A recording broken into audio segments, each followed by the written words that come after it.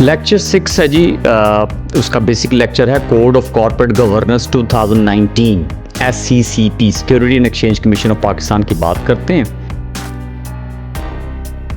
मोहतरम और अजीज़ तालिब इल्मों, आज हम कॉर्पोरेट गवर्नेंस कोड 2019 का मुताला करेंगे जो SCCP ने जारी किया है। इसकी आलमी मिसालों और उसके रोल यानी किरदार पर बात करेंगे कि ये किस तरह सरमायाकारों को तहफ़्फ़ुज़ देता है और कंपनियों में एहतसाब अकाउंटेबिलिटी बेहतर बनाता है।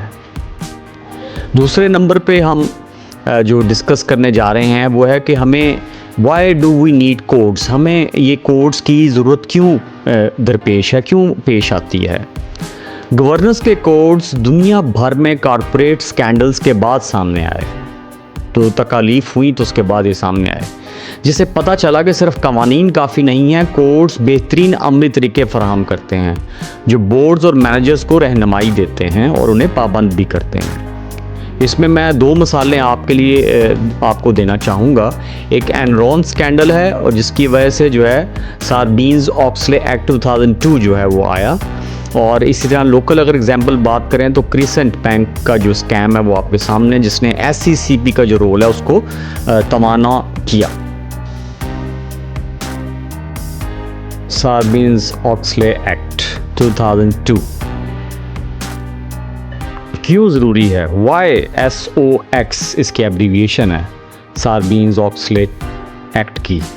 सार्बीन्स-ऑक्सले एक्ट 2002 में उस वक्त पास हुआ जब एनरॉन और वर्ल्ड कॉम जैसे स्कैंडल्स ने सरमायाकारों का एतमाद तोड़ कर रख दिया था और अरबों डॉलर ज़ाया हो गए थे। ये बात हो रही है आज से 20-25 साल पहले की। ये कानून एतमाद बहाल करने के लिए बनाया गया ताकि कंपनियां शफाफ और जवाबदेह रहें।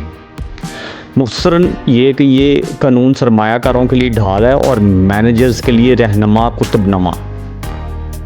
Number 2, segment 2, managers responsibility, managers की जिम्मेदारियाँ, CEO और CFO की जिम्मेदारियाँ, ये बड़े ओहदे होते हैं। सेक्शन 302 के तहत दफ़ा 302, यहाँ पे पाकिस्तान की बात नहीं हो रही है, ये एक्ट की बात हो रही है।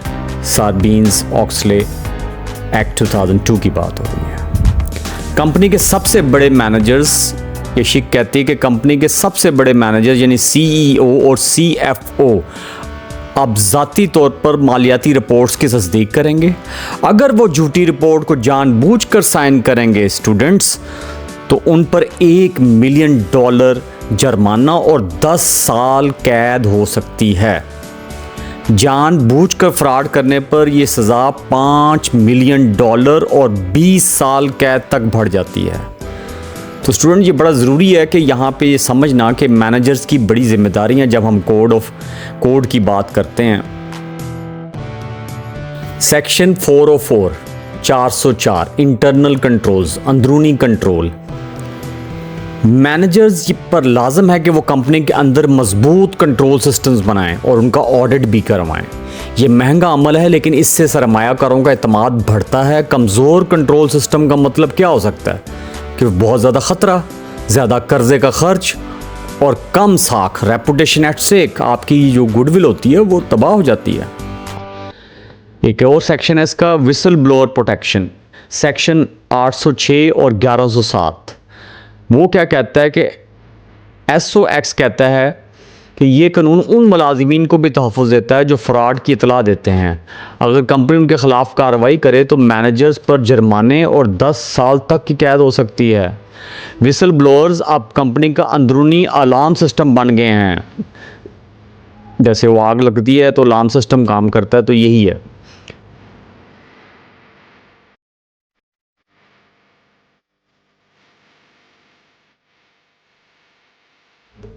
इसी के अंदर नेक्स्ट है जी कॉस्ट एंड वर्सेस बेनिफिट्स के ऊपर भी ये लॉ क्या कहता है, ये एक्ट क्या कहता है।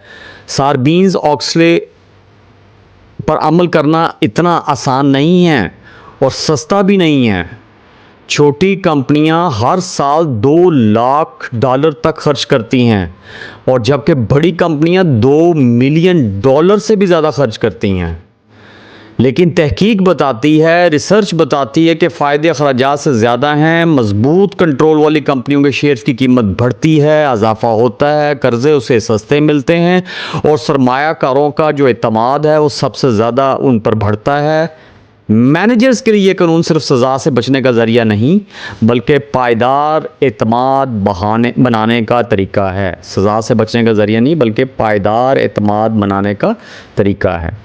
तो हम बात कर रहे हैं मैनेजर्स रिस्पॉन्सिबिलिटी की। उसमें हमने सेक्शन 302 की बात की जिसमें सीईओ एंड सीएफओ की रिस्पॉन्सिबिलिटी की बात की, फिर सेक्शन 404 जिसमें अंदरूनी कंट्रोल्स की बात की, फिर सेक्शन 806 और 1107 जिसमें हमने विसल ब्लोअर की तहफ़्फ़ुज़ की बात की, फिर हमने अखराजात और फ़ायदों का जो कंपैरिजन है उसकी बात की।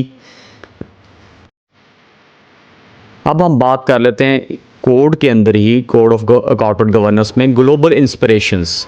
ज़्यादातर गवर्नेंस कोड्स आलमी फ्रेमवर्क से मुतासर हैं, जैसे OECD प्रिंसिपल्स। OECD प्रिंसिपल्स 1999 और 2015 में ये रिवीजन इसकी हुई, अपडेट हुआ। अमेरिका का सार्बीन्स ऑक्सले एक्ट और बरतानिया का कॉर्पोरेट गवर्नेंस कोड, ये तीन इसकी मसाले हैं जिससे ग्लोबल यानी यहाँ से SECP ने जो है वो आप कह लें कि तरगीब ली, इंस्पिरेशन ली। तीन मसाले आपके सामने मैं ज़रा इसको इस तरीके से पेश कर देता हूँ जो ऊपर बताई हैं कि OECD प्रिंसिपल्स जो हैं ये बेसिस बन गई एशियन कोड्स के लिए, जो एशिया के लिए लोगों ने इसको फॉलो किया। और UK कोड जो है वो कंप्लाई और एक्सप्लेन करता है मॉडल को, और SOX जो है वो स्ट्रिक्ट फाइनेंशियल रिपोर्टिंग रूल्स की बात करता है। बेसिक लेक्चर है, इम्पॉर्टेंट है। चौथे नंबर पे हम बात करेंगे पाकिस्तान के स्पेसिफिकली कुछ पॉइंट्स की code of corporate governance 2019। SECP ने कॉर्पोरेट गवर्नेंस कोड 2019 जारी किया ताकि बोर्ड्स की आज़ादी को मजबूत बनाया जा सके, डिस्क्लोजर को बेहतर किया जा सके और अक़लियती शेयर होल्डर्स के हकूक़ का तहफ़्फ़ुज़ किया जा सके। इसलिए ये जो है ना आप सम्मेलन जारी किया गया। इसकी जो आप की प्रोविजंस कह लें या की जो इसकी शिकें हैं वो हैं जी, नंबर 1 इंडिपेंडेंट डायरेक्टर्स मैंडेटरी, कि आज़ाद जो डायरेक्टर्स हैं उनकी वो लाजमी करार दिए गए हैं। Separate chairman and CEO roles, chairman के और CEO के जो रोल हैं, करदार हैं, उनको जुदा कर दिया गया है कि औरतों का भी जो है वो बोर्ड्स में जो है वो उनकी नुमाइंदगी होगी। Mandatory audit and risk committees, लाजमी किया गया कि ऑडिट और रिस्क कमेटीज़ जो हैं वो हों। उसके अलावा लास्ट है जी क्वार्टरली फाइनेंशियल रिपोर्टिंग, और क्वार्टरली कहा गया है सह माही के आप जो है वो माली जो रिपोर्ट्स हैं वो पेश किया करें। पाँचवें नंबर पे जो बड़ा इंपॉर्टेंट है वो है बोर्ड इंडिपेंडेंस। बोर्ड इंडिपेंडेंस की भी ये बात करता है SECP कोड ऑफ जो आपका कॉर्पोरेट गवर्नेंस है हमारा। मैं बुक जो आपके सामने इसके अंदर रेफरेंस लिया है, क्लार्क की बुक में, वो कहता है कि आज़ाद डायरेक्टर्स फैमिली या अक्सरती शेयर होल्डर्स के गलबे को कम करते हैं। तो वो नीड बता रहे हैं कि बोर्ड के अंदर आज़ादी, खुद मुख्तारी कैसे आएगी कि जो आज़ाद डायरेक्टर्स होते हैं वो फैमिली या अक्सरती शेयर होल्डर्स के गलबे को कम करते हैं और गैर जानबदारी को यकीनी बनाते हैं, वरना तो वो फिर आप समझ लें कि जो मर्जी फैसले कराए जाएं। इनकी दो एग्जांपल्स देना चाहूँगा यहाँ पे फ़िलहाल कि ग्लोबल लेवल पे है कि एप्पल्स इंडिपेंडेंट बोर्ड मेंबर्स, के एप्पल जो कंपनी है उसके इंडिपेंडेंट बोर्ड मेंबर्स हैं। इसी तरह लोकल में मैं एग्जांपल देना चाहूँगा एंग्रो की, जिसमें 40% इंडिपेंडेंट डायरेक्टर्स हैं 2019 कोड की जो है वो उसको फॉलो करते हुए उसकी कंप्लायंस के मुताबिक। छठे नंबर पे हम बात करते हैं जेंडर डाइवर्सिटी की, जिन्स का तनव्वुर कह लें। तो इसमें फर्नाडो की बुक भी हम लोग उसको भी कोड करेंगे, चैप्टर 3 है और उसका पेज नंबर है 69 से 75, वो भी पढ़िएगा। उसके जो ब्रीफली उसका क्रक्स ये है कि कोड 2019 ये यहाँ से इंस्पायर हुआ है कि कोड 2019 लाजमी करार देता है कि बोर्ड पर कम अज़ कम एक खातून डायरेक्टर मौजूद हो, जो दुनिया भर में तनव्वुर के मुताबिक है। दो एग्जांपल्स देना चाहूँगा कि ग्लोबल लेवल पे नॉर्वे रिक्वायर्स 40% फीमेल डायरेक्टर्स, और लोकल लेवल पे मैं एग्जांपल देना चाहूँगा कि जो यूनिलीवर पाकिस्तान है वो भी अपने बोर्ड में उनके पास भी वो भी ख़वातीन को नुमाइंदगी देते हैं ताकि जो डाइवर्सिटी है, तनव्वुर है, उसकी जो कोशिशें हैं वो उसको वो लीड करें और कामयाब हो सकें।